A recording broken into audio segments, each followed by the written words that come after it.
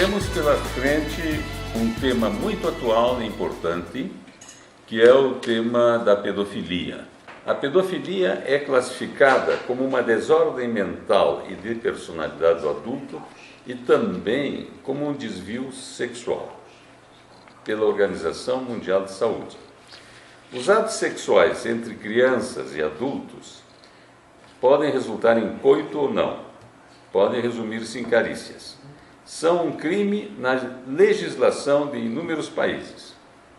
Em alguns países, o assédio sexual às crianças por meio da internet, de filmes pornográficos, também se constitui crime. Outras práticas, como divulgar a pornografia infantil ou fazer sua apologia, também configuram atos ilícitos classificados juridicamente em muitos países. A Convenção Internacional sobre os Direitos da Criança, aprovada em 1989 pela Assembleia Geral das Nações Unidas, define que os países signatários devem tomar todas as medidas legislativas, administrativas, sociais e educativas adequadas à proteção da criança, inclusive no que se refere à violência sexual.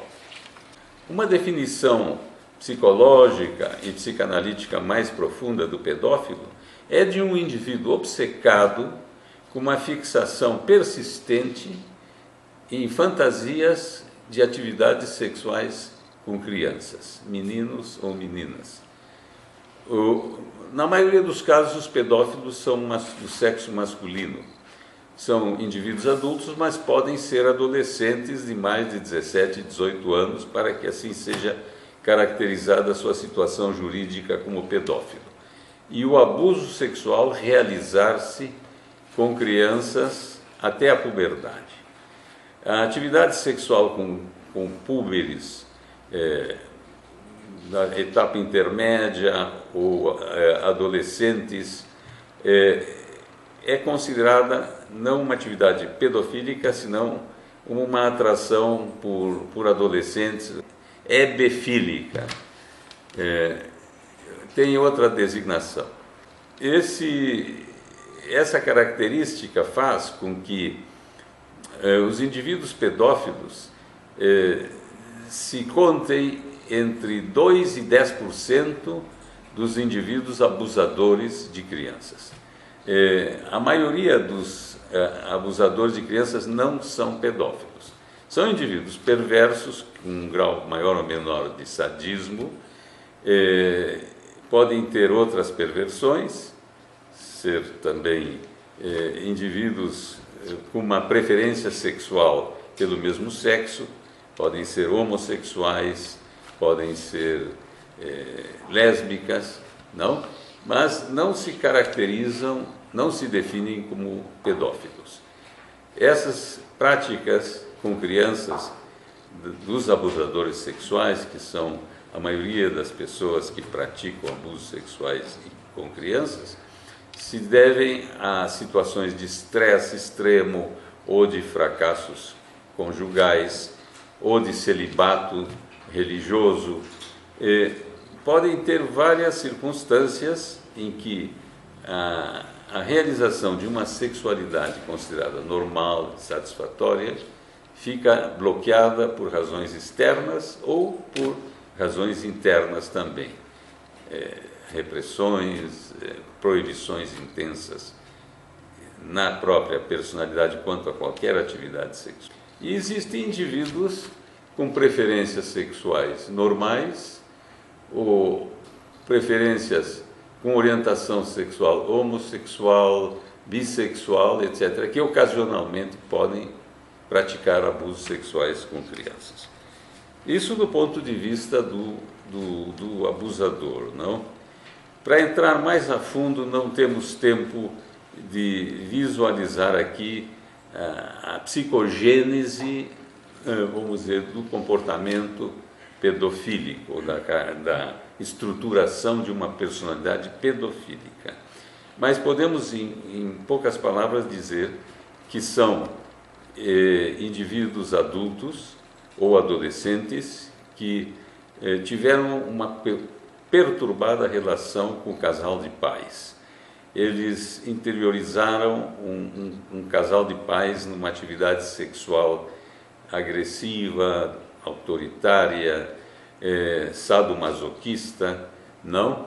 E eles se identificam mais com o agressor quando só podem se voltar para a criança que é indefesa e ter excitação sexual somente com crianças.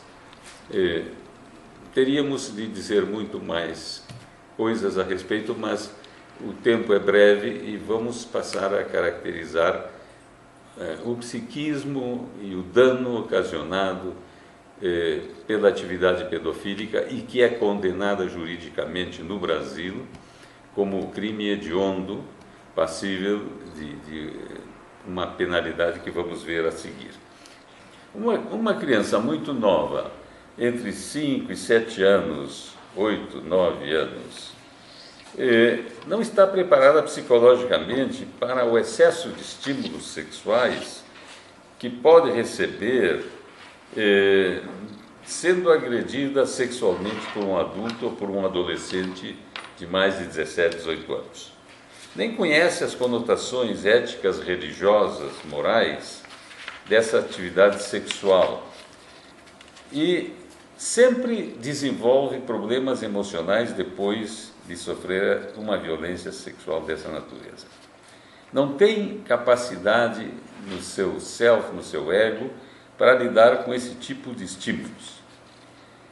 A maioria das vezes não reporta aos pais, não, tem medo de dizer que alguém, especialmente quando é familiar, é um irmão mais velho, é um primo, é um tio, às vezes um padrasto e às vezes um dos pais. O dano psicológico e emocional a longo prazo que decorre dessas experiências pode ser devastador. O abuso às crianças pode ocorrer na família, através daquelas figuras que eu mencionei. Outras vezes ocorre fora de casa, como por exemplo na casa de um amigo, da família, ou na casa de alguém que ficou tomando conta da criança, ou mesmo por algum desconhecido. Com essa tenra idade, mesmo conhecendo e apreciando a pessoa que o abusa, se sente profundamente conflitada entre a lealdade para com essa pessoa e a percepção de que essa atividade sexual está sendo terrivelmente daninha para ela. Para aumentar ainda mais esse conflito, pode experimentar profunda sensação de solidão e abandono. Quando os abusos sexuais ocorrem na família, a criança pode ter muito medo da raiva do parente abusador, medo das possibilidades de vingança ou vergonha frente a outros membros da família. E também fica com terror de que o casal de pais vai se dissolver, vai se desintegrar se souberem o que lhe aconteceu. A criança que é vítima de abuso prolongado usualmente desenvolve uma perda violenta da autoestima e pode tornar-se muito retraída, perder a confiança nos adultos e pode chegar a considerar-se até um ato suicida. Algumas crianças abusadas podem ter dificuldades para estabelecer relações harmônicas com outras pessoas. Enfim, podem tornar-se muito neuróticas, não? E inclusive, desenvolver fantasias de automutilação, de castigos excessivos, não? E permanentemente estão com uma sensação de culpa pelo que lhes aconteceu e pelo que não foram responsáveis, não? Com frequência permanecem silenciosas e têm receio de castigos que podem ocorrer em qualquer momento se os adultos descobrirem essas práticas. Crianças maiores podem sentir-se envergonhadas e mudanças bruscas no comportamento dessas crianças, no apetite ou no sono, assim como outros transtornos neuróticos, podem se apresentar. Devido a esses transtornos ocasionados pelo abuso sexual com crianças, praticados por adolescentes bem maiores e por adultos, a pornografia infantil e a pedofilia no Brasil é considerada crime e passível de pena de prisão de 2 a 6 anos, não, e mais uma multa, isso de acordo com o artigo 241 do Estatuto da Criança e do Adolescente. Apresentar, produzir, vender, fornecer, divulgar ou publicar por qualquer meio de comunicação, inclusive pela rede, pela internet, fotografias, imagens com pornografia ou cenas explícitas envolvendo crianças ou adolescentes, é considerado, portanto, crime hediondo. A situação de um transtorno psicopatológico, como a relação pedófila de um indivíduo doente, o pedófilo, com a criança, não, envolve uma atividade criminalizada pela legislação da maioria dos países ocidentais. Nem sempre foi assim. Em alguns países orientais, eu tenho a impressão, se não me falha a memória, que era a Turquia, que a legislação não se preocupava até uns anos atrás com o problema da pedofilia, que era muito comum nesse país, e talvez em algum outro país. Entretanto, nós temos outro tipo de abusos sexuais, além da pedofilia, que configuram uma disposição humana à perversão de transgredir os direitos humanos das crianças e dos adolescentes. As mutilações genitais religiosas em crianças recém-nascidas, que era uma prática pseudomédica nos Estados Unidos, é uma prática ainda no judaísmo e no islamismo, afetando crianças de 8 dias de vida, crianças entre 5 e 7 anos, não, configuram uma atividade cultural, coletiva, sádica, infratora de direitos humanos das crianças.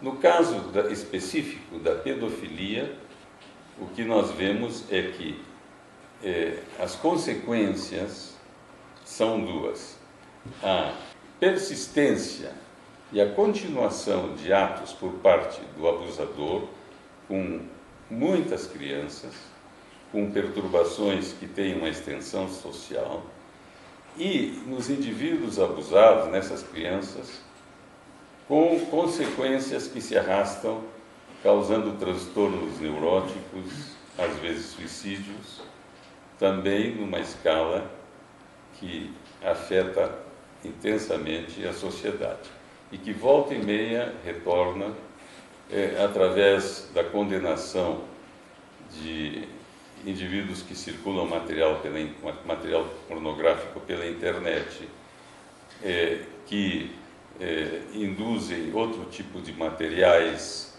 divulgados como revistas, fotografias, etc., sedutoras, visando perverter, visando proselitar mais duplas transtornadas para essa prática pedofílica.